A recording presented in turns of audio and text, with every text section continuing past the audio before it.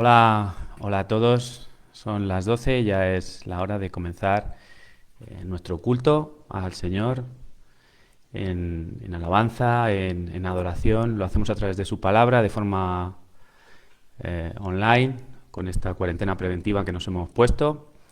Em, pero lo hacemos en la misma actitud de pueblo, juntos, reunidos alrededor de la palabra, y el Señor está en medio de nosotros independientemente de la distancia a la que nos encontremos, puesto que estamos juntos en su nombre. Así que antes de empezar vamos a poner este tiempo delante del Señor en oración para que Él nos bendiga.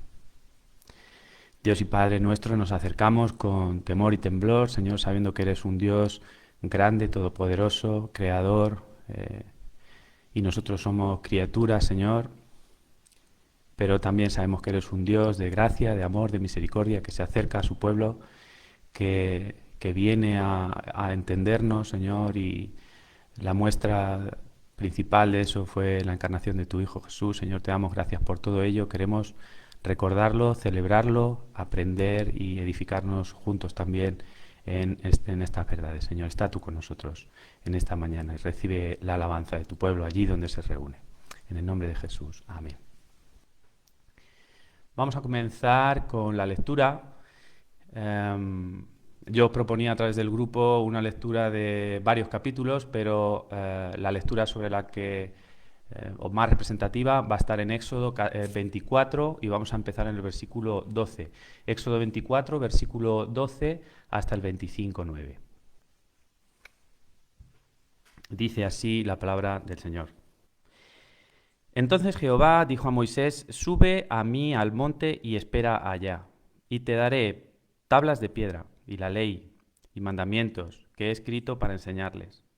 Y se levantó Moisés con Josué, su servidor, y Moisés subió al monte de Dios. Y dijo a los ancianos: Esperadnos aquí hasta que volvamos a vosotros, y he aquí Aarón y Hur están con vosotros. El que tuviere asuntos, acuda a ellos. Entonces Moisés subió al monte, y una nube cubrió el monte. Y la gloria de Jehová reposó sobre el monte Sinaí, y la nube lo cubrió por 6 días. Y al séptimo día llamó a Moisés de en medio de la nube. Y la apariencia de la gloria de Jehová era como un fuego abrasador en la cumbre del monte, a los ojos de los hijos de Israel. Y entró Moisés en medio de la nube, y subió al monte, y estuvo Moisés en el monte 40 días y 40 noches. Jehová habló a Moisés diciendo: Di a los hijos de Israel que tomen para mí ofrenda. De todo varón que la diere de su voluntad de corazón, tomaréis mi ofrenda. Esta es la ofrenda que tomaréis de ellos: oro, plata, cobre, azul, púrpura, carmesí, lino fino, pelo de cabras, pieles de carneros teñidas de rojo, pieles de tejones, madera de acacia, aceite para el alumbrado, especias para el aceite de la unción y para el incienso aromático, piedras de ónice y piedras de engaste para el efod y para el pectoral, y harán un santuario para mí, y habitaré en medio de ellos. Conforme a todo lo que yo te muestre, el diseño del tabernáculo y el diseño de todos sus utensilios, así lo haréis. Y es que hoy quiero comenzar una nueva serie sobre el tabernáculo, este tabernáculo de cuyas instrucciones dio el Señor directamente a Moisés del Antiguo Testamento. Y creo que es muy interesante poder continuar aquí después de que ya hace algunos meses terminase la serie sobre los 10 mandamientos. También unos capítulos antes, Éxodo 20, tenemos la ley, pero no solo por esa razón, sino porque el tabernáculo y también luego el templo es de máxima importancia en la fe de los creyentes del Antiguo Testamento, el pueblo de Israel. También tengo que reconocer que mi última docena o quizá alguno más de predicaciones han estado relacionadas con el Antiguo Testamento. Pero bueno, no creo que eso suponga un desequilibrio, puesto que yo no predico muy a menudo y gracias a Dios pues tenemos una buena dieta de todo el consejo de Dios, incluidas las series que llevamos en el Nuevo Testamento. Pero sí que me parece importante, y lo que quiero que nos centremos hoy es hoy y de aquí en adelante en qué nos dice a nosotros hoy algo tan alejado en el tiempo, en la cultura, en la distancia, a nosotros hoy. ¿Qué nos dice algo que se escribió hace unos 4.000 años y que sucedió hace unos 4.000 años a nosotros? ¿Qué es lo que necesitaba primero el pueblo de Dios en tiempo de Moisés y qué necesitamos nosotros hoy que el tabernáculo puede enseñarnos? Bueno, como sabéis, los que me habéis escuchado, siempre me gusta contextualizar las cosas y quiero dar un brevísimo enfoque temporal y también literario para enmarcar esta enseñanza o esta historia del tabernáculo en lo que es la revelación del plan de Dios para su pueblo. Voy a empezar por el contexto temporal. Básicamente tenemos que recordar las circunstancias en las que fue construido el tabernáculo.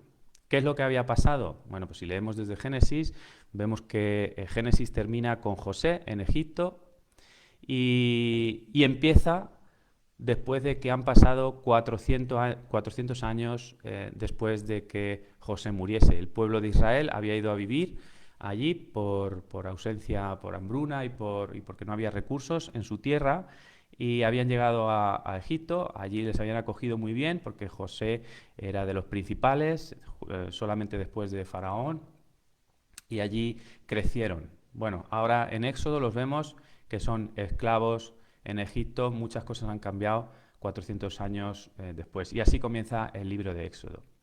Entonces, si nos fijamos en el título del Éxodo, pues a priori la primera idea que nos viene es que el título nos da la idea de que vamos a ver una larga salida, una larga caminata del pueblo de Dios.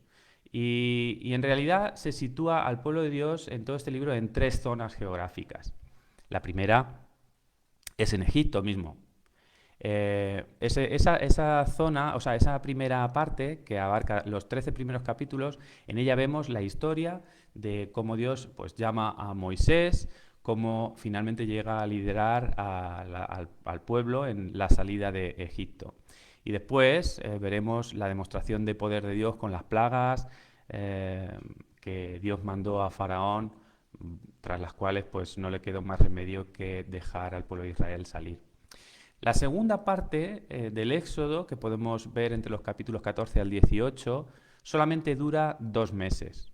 El tiempo en esos 5 capítulos transcurre en 2 meses. Y realmente es la salida, el éxodo del pueblo de Egipto y su camino por el desierto del Sinaí hasta llegar a la falda del monte Sinaí. Eso ocurre en esos 5 capítulos centrales y solamente abarcan un espacio temporal de 2 meses. Y la tercera parte, que son de los capítulos 19 hasta el 40, hasta el final, pues que obviamente es más de la mitad del libro, todo ocurre en una única localización, que es bajo el monte Sinaí. El pueblo allí acampado durante esos 2 años en los que va a estar con él, en un tiempo de quietud, no hay caminata, no hay travesía. Allí lo que sucede durante ese tiempo es que el pueblo de Dios recibe la ley, el pacto de Dios y también, como veremos, las indicaciones para la construcción del tabernáculo. Bueno, ¿y qué nos dice esta desproporción de literatura, de páginas, en este episodio de quietud en el contexto del Éxodo hacia el pueblo de Dios? Bueno, en el proyecto que estamos haciendo de lectura de la Biblia, comprometidos con la palabra, también ha surgido a veces este tema. Es como si Dios hubiese puesto una lupa sobre una parte concreta de la historia, pues sobre esta tercera parte en concreto, en la que se amplía la cantidad de detalles sobre algo concreto, dándole una especial importancia que tenemos que reconocer a todas luces.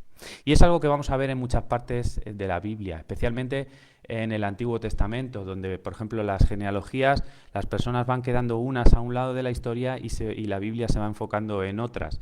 Y eso es porque la Biblia nos lleva siempre a un punto de convergencia que en toda la Biblia siempre va a ser el centro de nuestra fe, que es Cristo mismo. Y también vamos a ver, en este caso del tabernáculo, cómo el tabernáculo enfoca al Señor. Lo importante de esta gran sección, de este episodio bajo el monte Sinaí, sobre el cual hemos dicho que está puesta la lupa, es para desarrollar el motivo principal por el que Dios quería liberar a su pueblo. Y ese motivo no era otro, como se lo dijo a Faraón, que le celebrasen una fiesta. En Éxodo 5, al principio de cuando está toda la historia de Moisés con el Faraón, vemos que Moisés le dice a Faraón, después Moisés y Aarón entraron a la presencia de Faraón y le dijeron, Jehová, el Dios de Israel, dice así, deja ir a mi pueblo a celebrarme fiesta en el desierto. Dicho de otra manera, el motivo por el que Dios libera a su pueblo es que le celebrasen una fiesta, o dicho de otra manera, que saliesen a adorarle. Bueno, esta es la línea temporal más o menos que vemos, la huida por un lado, o la historia previa a la huida y la estancia bajo el monte Sinaí. Pero también podemos acercarnos un poquito más a la estructura literaria que vemos y es que ahora lo vamos a hacer poniendo ahora nosotros la lupa sobre esa sección del pueblo estando bajo el monte Sinaí. Y vemos dos partes. La primera, del 19 al 24, vemos que Dios entra en un pacto sorprendente con el pueblo que acaba de liberar. Un pacto que solamente firma Dios, que el pueblo de Israel no ha buscado, pero un pacto en el que Dios les dice que ellos van a ser su pueblo y Él va a ser su Dios. En la segunda parte, del capítulo 25 hasta el final, Dios le va a dar a su pueblo, ahora pueblo del pacto, todos los medios necesarios para que puedan adorarle por la liberación que han tenido y también por esa redención de la esclavitud. Y ese es el punto principal que aquí nos trae, porque en esa sección lo que vemos principalmente es el tabernáculo. Y en la primera parte de esta subsección en la que Dios está dándole los medios para la alabanza, el tabernáculo, vemos una larga descripción de instrucciones, una larga redacción del proyecto que Dios le da a Moisés para la construcción del tabernáculo. Luego encontramos, entre medias, eso es la primera parte, la segunda parte encontramos el triste episodio del becerro de oro, como de nuevo Israel pone sus ojos en la idolatría que había tenido en Egipto y peca contra Dios. Y finalmente, en una tercera sección, vemos, después de haber recibido las instrucciones para la construcción, vemos la descripción sobre cómo se construyó finalmente el propio tabernáculo. Así que nos encontramos dos grandes subsecciones solamente para describirnos, en primer lugar, cómo debía ser el tabernáculo y, en segundo lugar, cómo finalmente se construyó el tabernáculo. 6 capítulos solo con las instrucciones que Moisés recibió de Dios en el monte Sinaí para la construcción del tabernáculo. Así que, de nuevo vemos que el Señor, Dios, está poniendo la lupa, literariamente hablando, por supuesto, sobre lo que parece obvio que va a ser algo muy importante para el pueblo de Dios y que fue el tabernáculo. Fijaos que un teólogo reformado del siglo XVII dijo al respecto de esto: Dios creó el mundo entero en 6 días, pero usó 40 para instruir a Moisés sobre el tabernáculo. Un poco menos que un capítulo fue necesario para describir la estructura del mundo, pero se utilizaron 6 para el tabernáculo. Y no es solo una cuestión del Antiguo Testamento, porque veremos en el Nuevo Testamento que también se mencionará no solo al tabernáculo, sino al templo, y Cristo mismo mencionará al templo, como vamos a ver ahora después. ¿Y qué nos dice esto a nosotros? ¿Qué nos dice el Espíritu Santo con todo esto? Bueno, pues todos estos detalles obviamente son la forma, la estructura que Dios mismo quiso dar a este libro, inspirado por Él mismo, con una intención.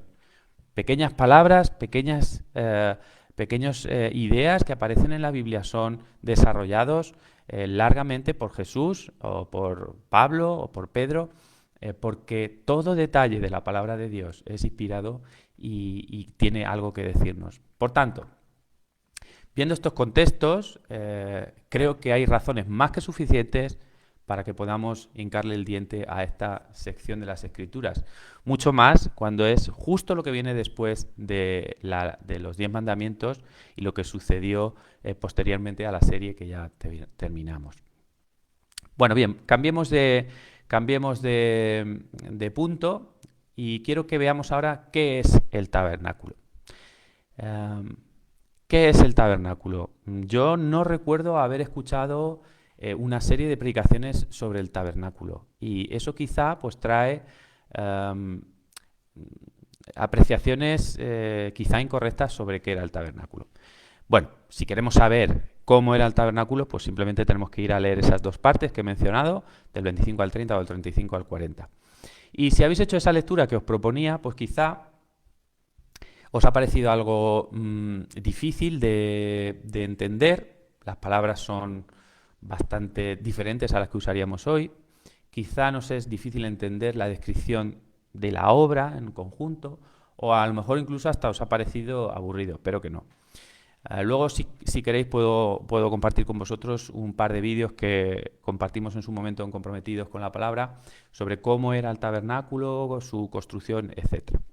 Pero es verdad que todo esto queda ajeno a nuestro contexto, a nuestra cultura, a nuestro tiempo, y por eso hay que poner un poco de esfuerzo más para intentar ver hasta dónde nos lleva el Señor con esto, ¿no?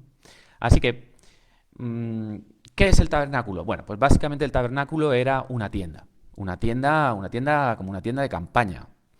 Y es que en la vida nómada, pensar que ahora iban a iniciar una vida que ellos pensaban que iba a ser quizá más corta hasta llegar a la tierra prometida, pero el Señor sabía que eso llevaría 40 años por culpa de su pecado. Bueno, pues en esa vida nómada, el único tipo de construcción que se podía adaptar pues era algo que fuese capaz de montarse y de desmontarse. Así que el tabernáculo era básicamente eso, una tienda desmontable.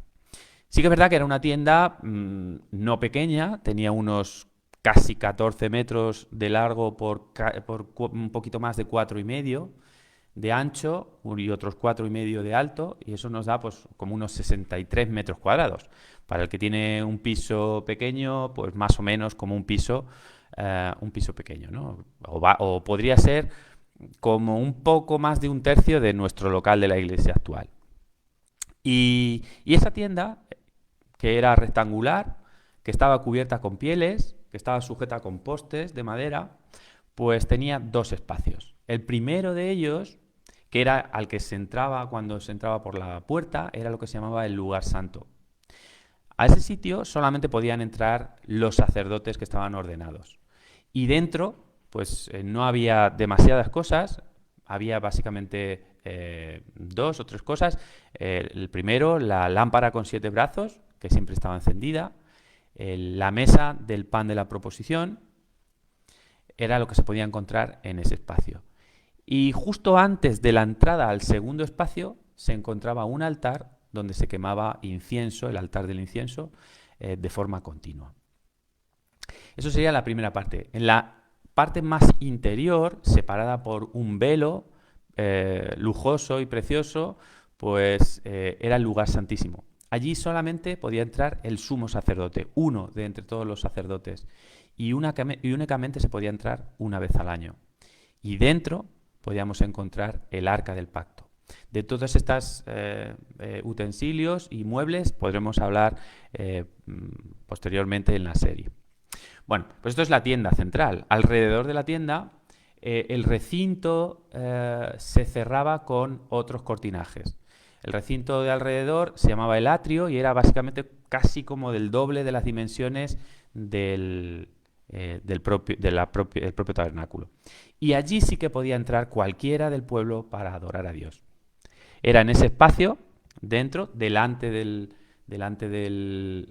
tabernáculo, pues se situaba el altar de bronce frente a la entrada al atrio. Allí se hacían los sacrificios delante del tabernáculo, y detrás, entre el tabernáculo y el altar de bronce, estaba la fuente de bronce.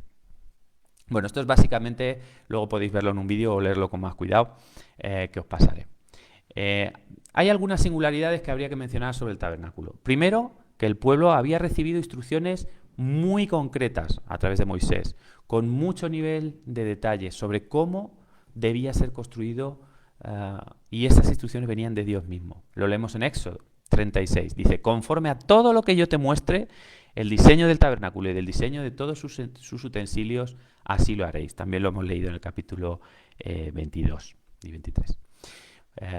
Y alguien podría decir, a estas alturas, lo menciono brevemente, podría decir que muchas religiones antiguas también construyeron templos con diseños supuestamente recibidos por un dios, ¿no? Bueno, pues la diferencia en todos y cada uno de los casos, esos, de otras religiones, la visión del templo siempre, esa visión del templo que había tenido el rey o un sacerdote o lo que fuera, siempre se correspondía con una ampliación o una mejora de un templo anterior que ya existía. En el caso del tabernáculo, no se construyó sobre ningún templo anterior. No existe ni un solo precedente en la historia del pueblo de Dios. Era una novedad totalmente fresca, y Dios quería enseñarles a través de ello pues unas nuevas realidades del plan de redención para su pueblo que hasta ahora no habían conocido. Bueno, pues si ya más o menos nos hacemos una idea de qué es el tabernáculo, pues la siguiente pregunta es el para qué del tabernáculo. Y hay que dar un enfoque inmediato, muy necesario, que era únicamente, estrictamente para el pueblo judío. Bueno, ellos realmente sí que sabían que ellos como pueblo eran el pueblo de Dios. Ellos eran el pueblo de Dios y lo sabían. Pero lógicamente no tenían ni la Biblia, no tenían escrituras, y no solo eso, llevaban 400 años inmersos en una sociedad, en una cultura idolátrica y politeísta en Egipto.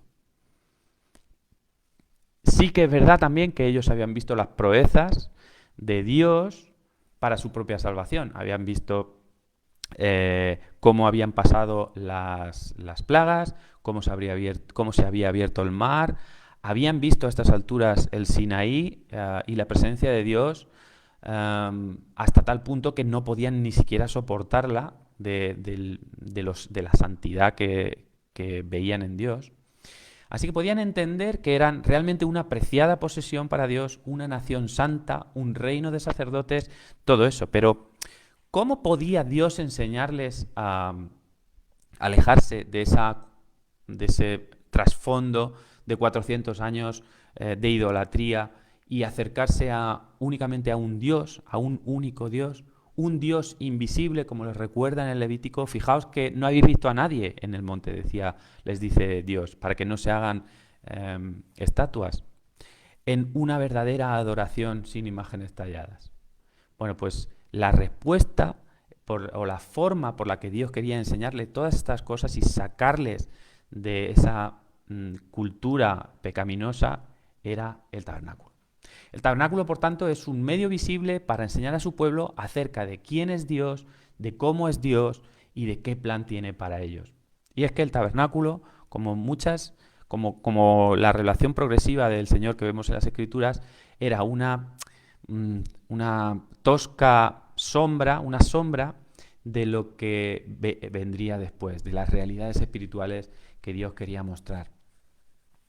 Bueno, el caso es que hemos dicho que el tabernáculo era un medio, hemos dicho, un medio para alabanza. Dios les estaba proveyendo de los medios necesarios para alabar a Dios. Y es que para eso estaban allí en el monte Sinaí, como hemos leído antes, para alabar el nombre de Dios, tal y como él mismo dijo: deja ir a mi pueblo para celebrarme fiesta en el desierto. Esa era toda la razón por la que Dios había demostrado el poder delante de Faraón, que su pueblo celebrase fiesta a Dios, es decir, que le alabase. Y allí estamos, bajo el monte Sinaí, bajo esa lupa que le hemos puesto, o que le ha puesto el Espíritu Santo. Quiere mostrarnos detalles sobre el tabernáculo y sobre lo que pasó. Primero habían recibido la ley y ahora, con mucho más detalle, el tabernáculo. La relación entre el tabernáculo y la alabanza, entonces, es obvia. Es la razón principal del tabernáculo. Y es que Dios les liberó, les redimió, hizo un pacto especial con ese pueblo por esa razón, que el pueblo le sirviese y le alabase. Por tanto, Dios les da las razones por las que debe ser alabado: su poder, su salvación, su liberación de la esclavitud, su amor y también el medio para alabar, que es el tabernáculo. Y si nos fijamos bien, esto es lo mismo que ha hecho con nosotros los creyentes: libertarnos de la esclavitud del pecado. ¿Para qué? Pues para lo mismo, para servir y para alabar a nuestro Dios. Dice el Catecismo Menor de Westminster, en la primera de las preguntas que responde: ¿cuál es el fin principal del hombre? Pues glorificar a Dios y gozar de Él para siempre. Alabar a Dios y gozar de Él. Así era también en el tabernáculo. La alabanza, de todas formas, no podía ser de cualquier manera. Fijaos que habían intentado alabar a Dios. A veces confundimos, el becerro de oro no era un dios ajeno, era una estatua con la que pretendían representar a su propio Dios, a Jehová. La alabanza no podía ser de cualquier manera. Igual que hoy no puede ser de cualquier manera, porque Dios no cambia. Dios quería ser alabado de una manera concreta, como Él exige, no de cualquier forma. Y es por ello que tenemos tanto detalle, tanto en la construcción como en todas las ceremonias que luego allí se iban a celebrar. Y eso nos debe llevar a preguntarnos a nosotros mismos como individuos, en nuestra relación con Dios, pero también como iglesia, ¿cómo nos acercamos nosotros a Dios? ¿Son válidas todas las opciones para acercarnos a Dios? Y debemos hacerlo bajo el enfoque bíblico de lo que debe ser la alabanza. Y no solo quiero quedarme aquí. Quizá tú no conoces a Dios de esta manera. Fíjate lo que dice en Hechos 4. En ningún otro hay salvación, porque no hay otro nombre bajo el cielo dado a los hombres en que podamos ser salvos. ¿Cómo podemos acercarnos a Dios? No hay otra forma de ser salvados. Igual que no hubo otra forma de que Dios sacara al pueblo, no hubo otra forma para que el pueblo de Dios en Egipto saliera de Egipto, sino porque Dios mismo fue el que acudió a por ellos. En ningún otro hay salvación, porque no hay otro nombre bajo el cielo, y el cielo lo ocupa todo, dado a los hombres en quien podamos ser salvos. ¿Cómo nos acercamos a Dios? Es una pregunta que debemos hacernos.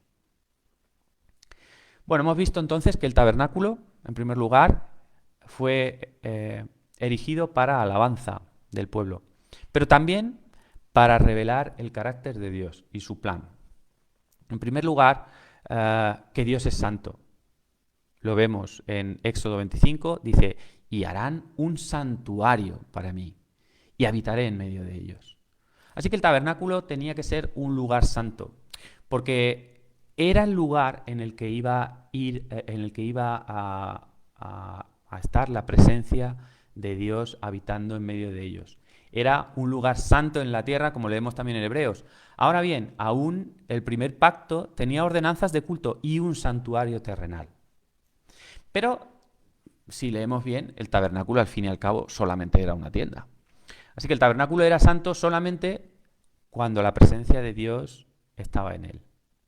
Y esto les enseña al pueblo de Dios y nos enseña a nosotros hoy que Dios mismo es el que es santo, no cualquier cosa que pueda hacer un hombre. Las cosas que pueda crear un hombre son cosas, no son santas. Solo Dios mismo es santo. En Éxodo 29 leemos: allí, en el tabernáculo, me reuniré con los hijos de Israel, y el lugar será santificado ¿con qué? Con mi gloria, dice, con mi gloria, no con otra cosa, con la propia presencia de Dios. Y más adelante, cuando fue construido ya el tabernáculo, leemos: entonces una nube cubrió el tabernáculo de reunión, y la gloria de Jehová llenó el tabernáculo. Y no podía entrar Moisés en el tabernáculo de reunión porque la nube estaba sobre él y la gloria de Jehová lo llenaba. Así que era un santuario y enseñaba que Dios era santo con una presencia especial y visible de Dios en el santuario. Pero también nos habla de santidad por dónde estaba ubicado. El tabernáculo era lo primero que se montaba cuando el pueblo de Dios acampaba. Se montaba primero el tabernáculo y alrededor del tabernáculo se colocaba el resto del campamento. Entonces, alrededor del tabernáculo y del lugar santísimo, se formaban unos círculos concéntricos de creciente santidad hacia el interior. En el exterior estaban los lugares profanos, las tiendas, las letrinas, toda la parte del ser humano pecador. En el centro mismo, conforme íbamos avanzando hacia el lugar santísimo, justo en medio de todos ellos, la presencia de Dios. Pero también vemos que Dios es santo, que quiere mostrarles que Dios es santo, porque en el lugar donde habitaba su presencia, todos los materiales eran preciosos. En el lugar santísimo solo podemos encontrar oro, mientras que conforme nos vamos alejando del lugar santísimo, la riqueza de los materiales y lo precioso de los materiales va disminuyendo.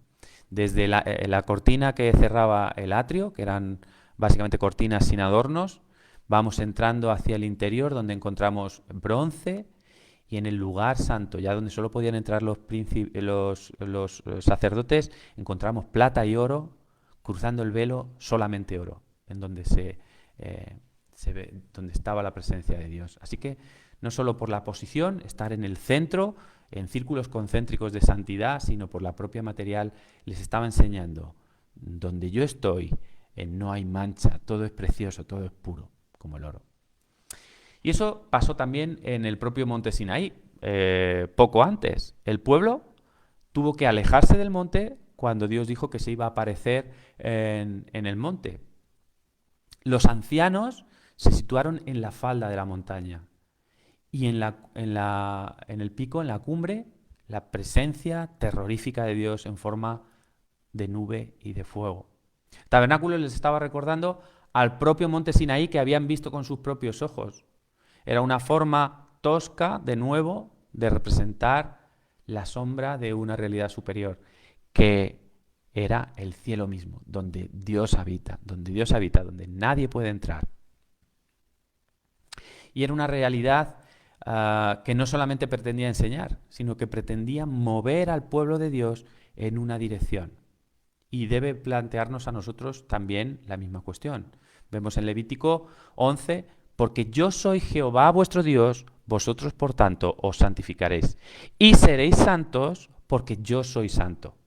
Así que no contaminéis vuestras personas con ningún animal que se arrastre sobre la tierra, porque yo soy Jehová, que os hago subir de la tierra de Egipto para ser vuestro Dios. Seréis pues santo, porque yo soy santo. Así que el tabernáculo, aparte de para alabanza, les revelaba al pueblo de Dios que Dios es santo. También les revelaba otra verdad muy importante para nosotros como pueblo de Dios, que Dios es un Dios ayudador, que Dios es un Dios que viene al rescate. Dios quiere ayudar al pueblo a tratar con su pecado. Fijaos que les ha dado la ley al principio y cualquiera que haya atendido a la ley se habrá dado cuenta de que es incapaz de cumplirla. Así que Dios les da la ley, les dice que Él es santo, y eso se puede ver en ese catálogo de 10 mandamientos, y Dios viene, sabiendo que no pueden cumplirlos, Dios viene al rescate para reconstruir esa relación, que no se acababa de romper, se rompió ya en el Edén, donde Dios hablaba cara a cara con el hombre antes de que tuviera pecado. Allí me reuniré con los hijos de Israel, hemos leído, y el lugar será santificado con mi gloria, y santificaré el tabernáculo de reunión y el altar, dice en Éxodo 29. El tabernáculo de reunión. Dios viene a reunirse con su pueblo, porque Dios quiere identificarse con su pueblo. ¿Cómo puede Dios, en esas circunstancias, en el desierto, cómo podía hacer que su pueblo sintiese que Dios se identificaba con él? Bueno, pues viviendo en medio de ellos y haciéndolo tal y como ellos también vivían, en una tienda portátil. Así que de nuevo vamos al Éxodo 25, y harán un santuario para mí y habitaré en medio de ellos. Y habitaré en medio de ellos, les dice el Señor en medio del desierto.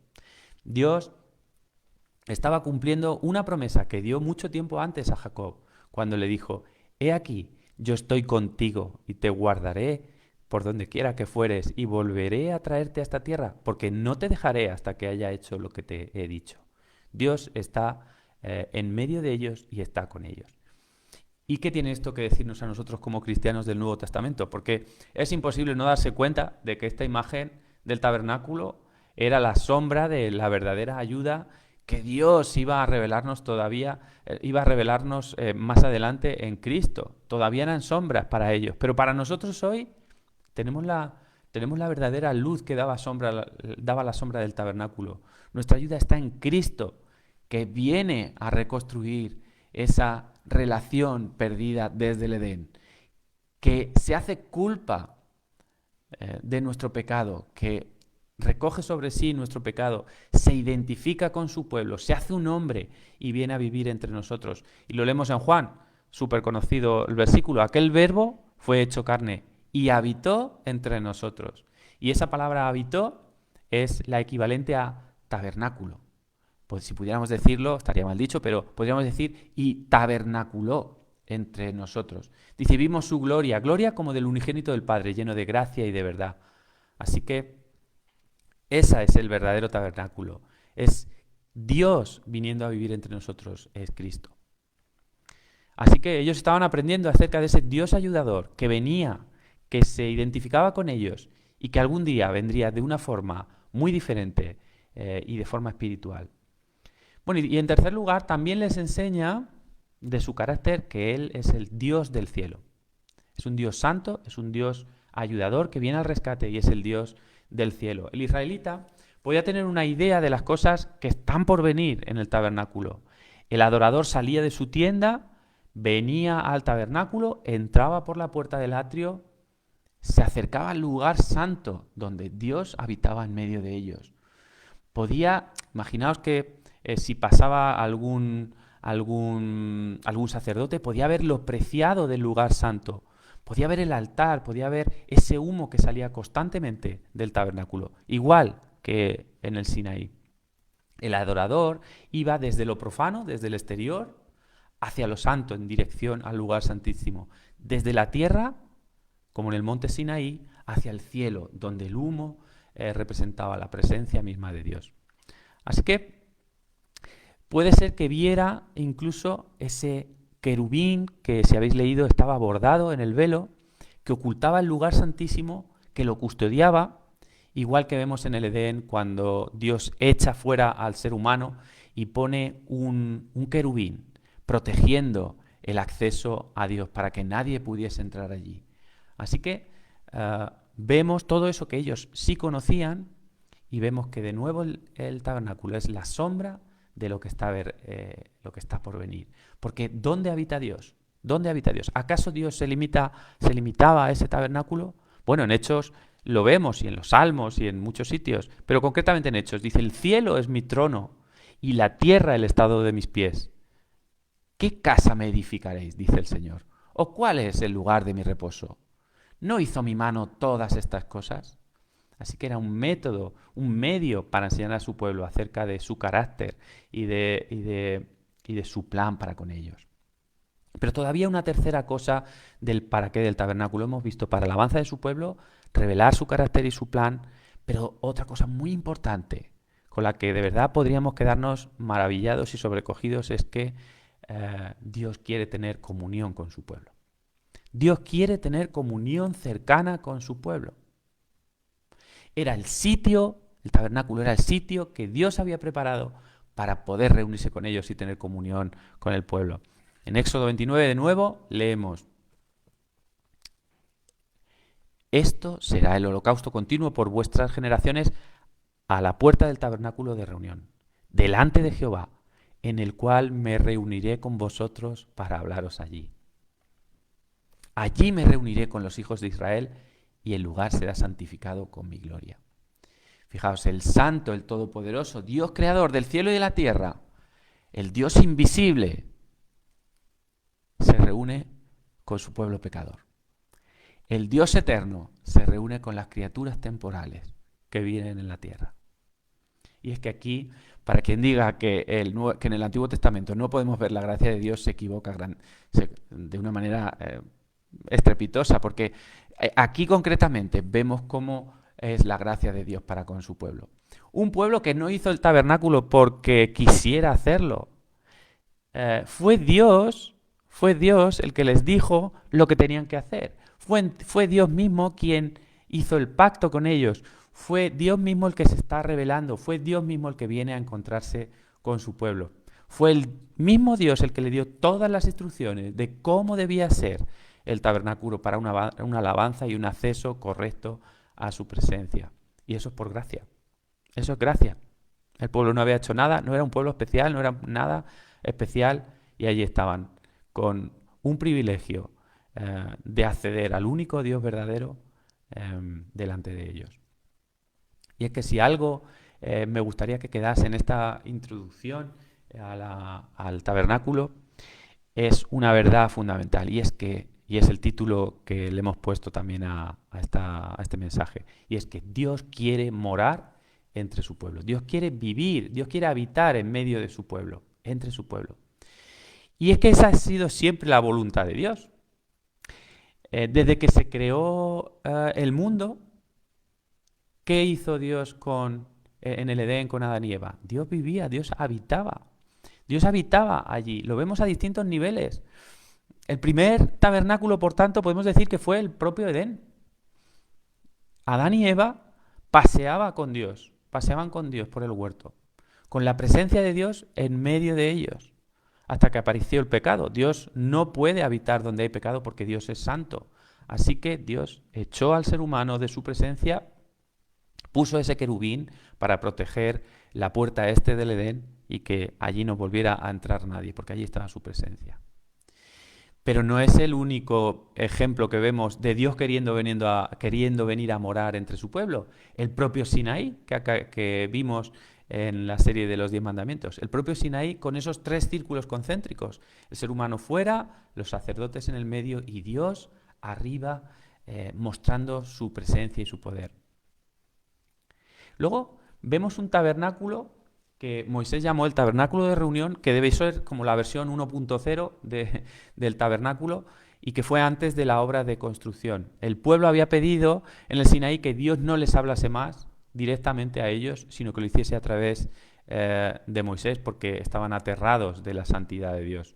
Bueno, leemos en Éxodo 33 que antes de la construcción del templo leemos esto. Moisés tomó el tabernáculo, una tienda, lo levantó lejos, fuera del campamento, y lo llamó el tabernáculo de reunión. Cualquiera que buscaba a Jehová salía al tabernáculo de reunión que estaba fuera del campamento. Y sucedía que cuando salía Moisés al tabernáculo, todo el pueblo se levantaba y cada cual estaba en pie a la puerta de su tienda.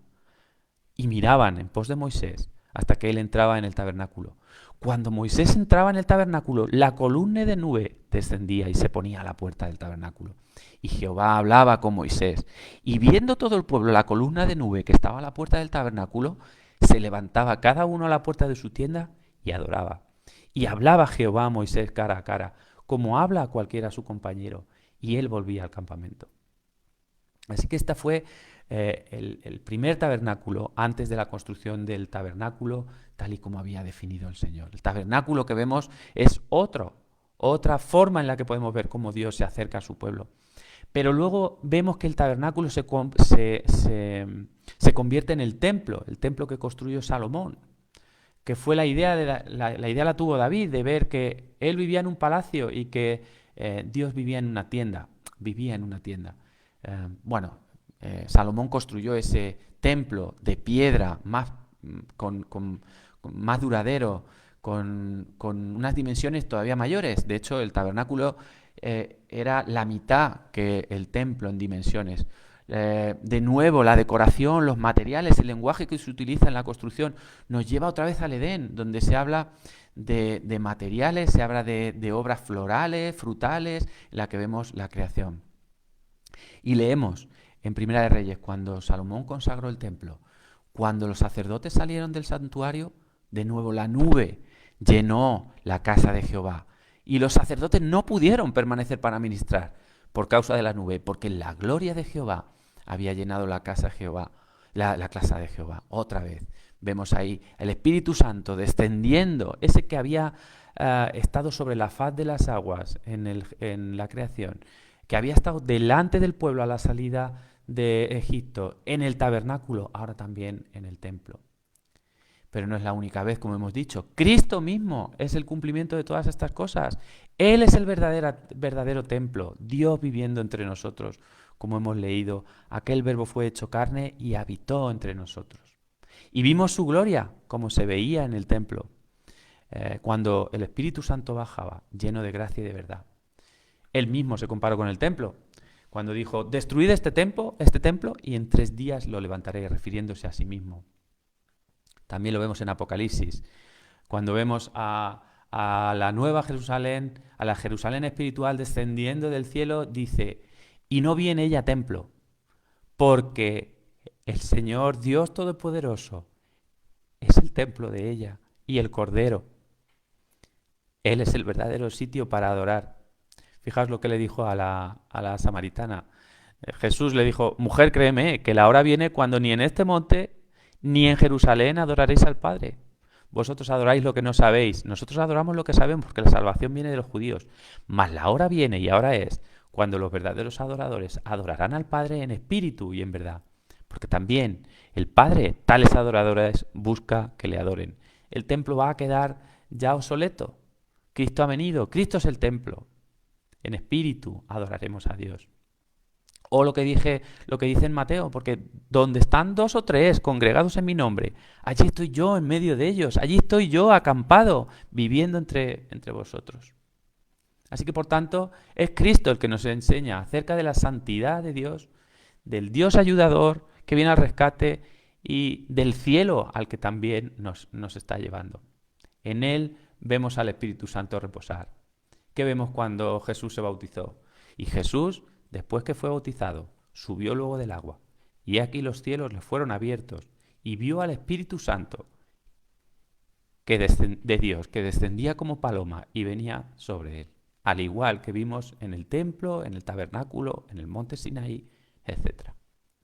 Pero sorprendentemente, todavía nos quedan más tabernáculos. La Iglesia, el Nuevo Testamento, está plagado de comparaciones de la Iglesia con un templo, con el templo. La propia promesa que Jesús les hace antes de ascender a los discípulos, les dice, y aquí yo estoy con vosotros todos los días, hasta el fin del mundo. Amén, dice al final. Yo estoy con vosotros, con la Iglesia que empezaba con los discípulos. Vemos al Espíritu Santo, la presencia de Dios descendiendo en Pentecostés sobre los discípulos de nuevo. Otra vez el Espíritu Santo descendiendo para dar santidad. La Iglesia es el templo vivo, como dice Pedro. Vosotros también, como piedras vivas, sed edificados como casa espiritual, sacerdocio santo, para ofrecer sacrificios espirituales aceptables a Dios por medio de Jesucristo. El Apocalipsis describe la Iglesia redimida como un templo de Dios. La Iglesia, por tanto, es el tabernáculo, el templo, la morada de Dios. Nosotros somos piedras vivas. Y es que el templo ahora es espiritual, creado por y en dependencia del Espíritu Santo. Leemos en Efesios, por esta causa doblo mis rodillas ante el Padre de nuestro Señor Jesucristo, de quien toma todo nombre, toda familia en los cielos y en la tierra, para que os dé, conforme a las riquezas de su gloria, el ser fortalecidos con poder en el hombre interior por su Espíritu. ¿Para qué?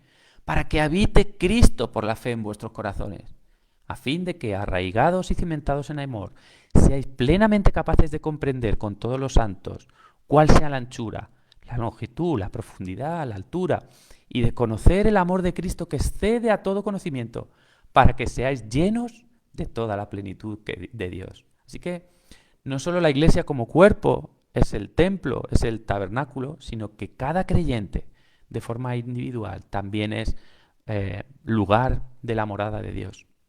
Leemos en 1 Corintios, ¿o ignoráis que vuestro cuerpo es el templo del Espíritu Santo, el cual está en vosotros, el cual tenéis de Dios y que no sois vuestros?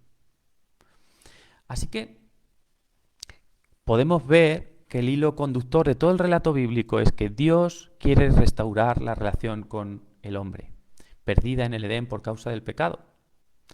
Y Él toma la iniciativa, Él actúa con poder, lo vemos en todas las ocasiones en las que Dios se acerca al ser humano, pone todos los medios, como fue el tabernáculo en ese momento histórico, los más costosos para lograrlo. Pero este tabernáculo que es la Iglesia lo será hasta la venida de Cristo. No será siempre el tabernáculo.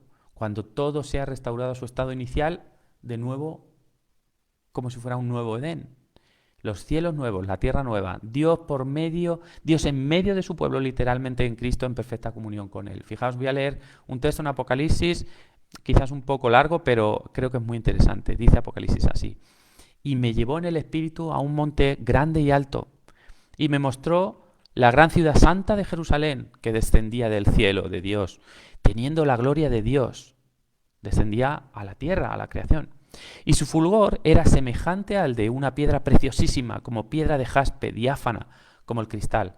Tenía un muro grande y alto con 12 puertas, y en las puertas 12 ángeles, y nombres inscritos, que son los de las 12 tribus de los hijos de Israel. Al oriente 3 puertas, al norte 3 puertas, al sur 3 puertas, al occidente 3 puertas. Y el muro de la ciudad tenía 12 cimientos, y sobre ellos los 12 nombres de los 12 apóstoles del Cordero. Si pasamos un poquito más adelante, dice: y no viene ella a templo, como hemos leído antes, porque el Señor Dios Todopoderoso es el templo de ella y el Cordero.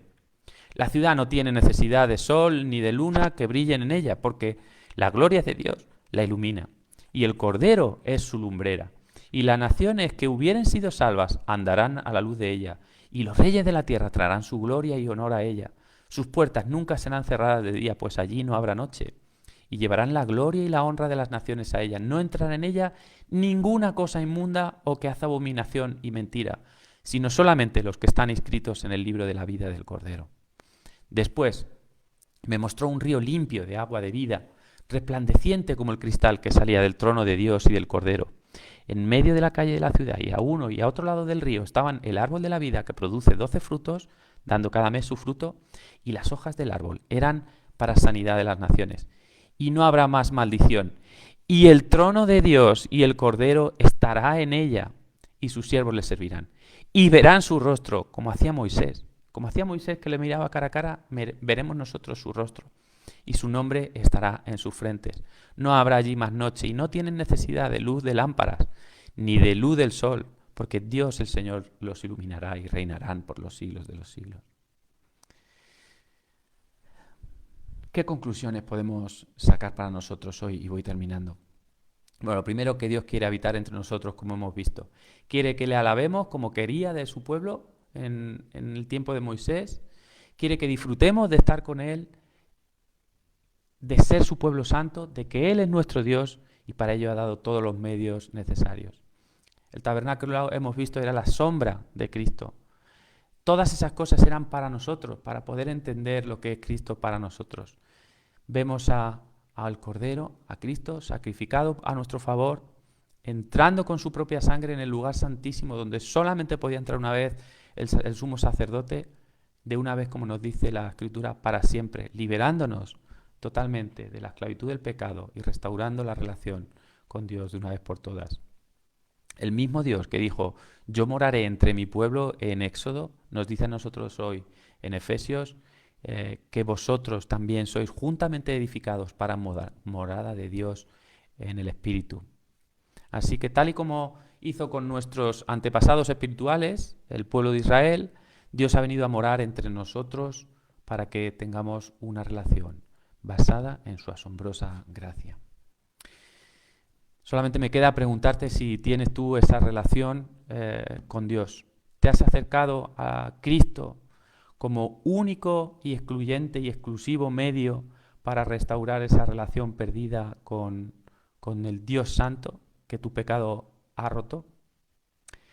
Si no lo has hecho, acércate a Cristo. Deja cualquier otra cosa, deja cualquier idolatría atrás, deja cualquier otra idea humana que creas que puede servir. Deja tus esfuerzos, deja tus logros y céntrate en aquel que lo ha hecho todo, que es el Dios que viene al rescate, que es el Dios santo, que no puede mirar tu pecado, pero que promete y da una solución para él.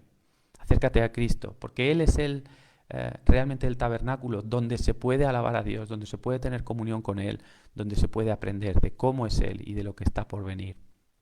Y si eres creyente, pues alégrate como yo me he alegrado preparando este mensaje, porque son cosas grandiosas que el Señor ha hecho por nosotros. Él ha movido el cielo y la tierra literalmente para acercarse a nosotros, para acercarse a ti. Aún más, ha puesto su Espíritu Santo, su propia presencia en ti y en mí, para permitir que podamos disfrutar desde ya lo que aún está todavía por venir. Y es que Dios va a venir de forma literal a vivir y a morar en medio de nosotros en un cielo nuevo y en una tierra nueva.